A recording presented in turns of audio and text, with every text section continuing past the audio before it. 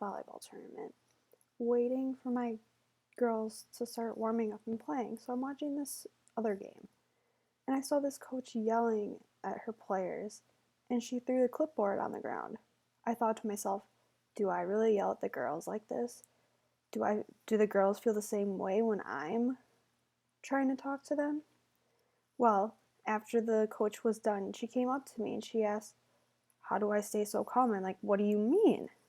She goes, I was watching you and you're just so calm and you don't have a clipboard and you don't yell at them. So what's the difference between us? I go, well, first of all, I'm not calm. Second of all, I'm not going to use a clipboard because why would I? She laughed at me and I'm like, I'm serious.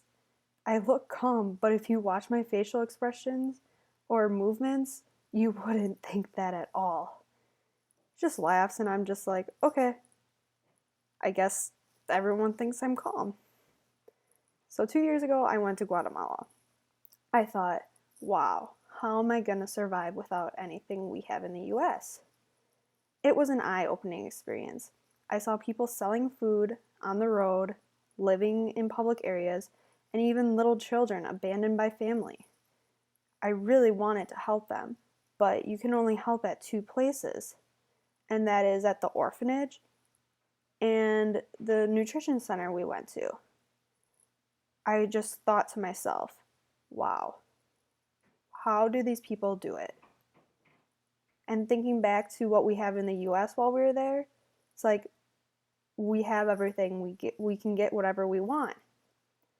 Even though we couldn't go out and buy what they wanted, we just had to put ourselves in their shoes while we were there. We couldn't waste anything. We just had to go out, make sure we ate everything, and if we didn't, we had to put it in a container where they just gave it to random people. But it was an eye-opening experience.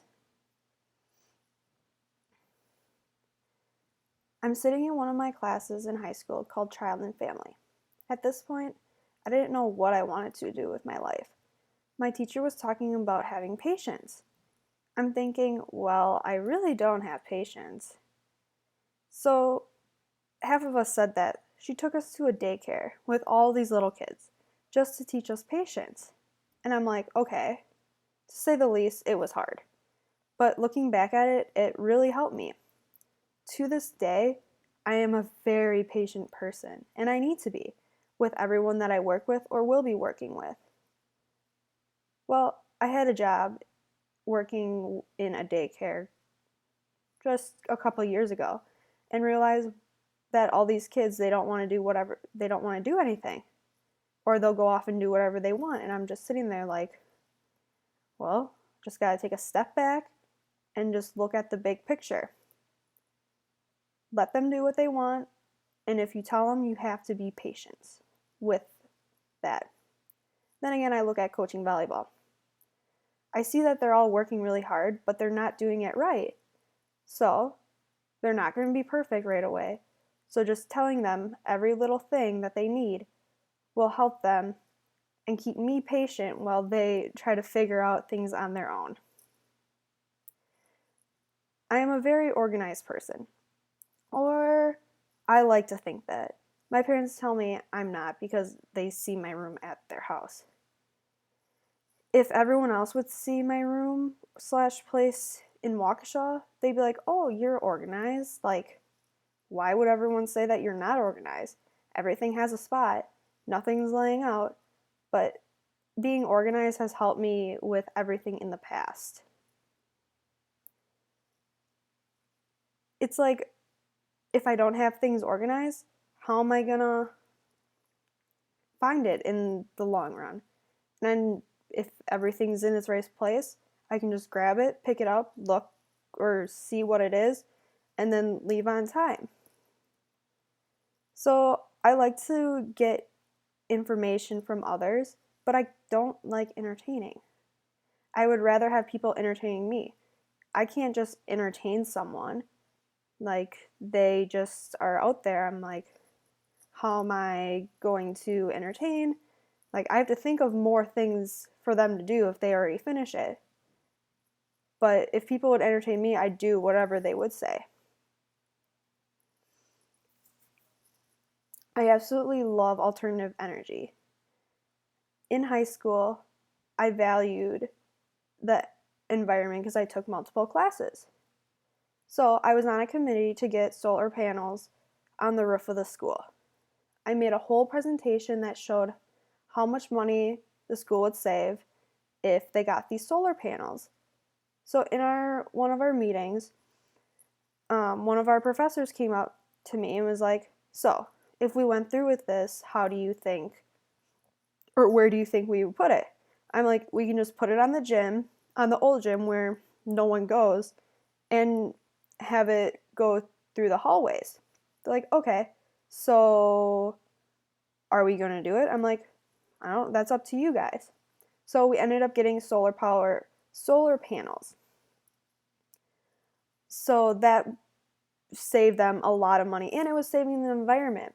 The environment is a big part in our lives, and seeing the things that all this alternative energy can do saves the trees or everything else that is going away that's helping us live. But it makes me have a different look at what we can do to help ourselves in the long run. Growing up, I was very hard on myself, playing multiple sports. When things didn't get right, I would shut down. I always got hurt in high school and college when it was time for that. So when I got to high school, I had to pick one sport only, because that's all I had time for. So I chose volleyball, which was a year-round sport. Played every position, was frustrated because I couldn't really work on one thing at a time. I had to work on different positions.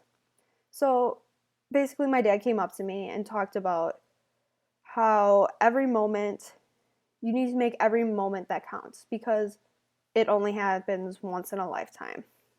I had to think about this, because if I didn't take every moment make every moment count, where would I be? I wouldn't be where I am today. So thinking back to my last year of playing volleyball in college, I didn't play every game, but practice was where I made every moment count, because that's where I could shine. That's the moment that counts, because then the coach sees, oh, she's making the moments count. Whereas when you get put into a game, those moments turn into memories, and memories turn into forever. So when I talked to my dad about making every moment count, that really stuck with me, because to this day, I still, with whatever I do, make everything count.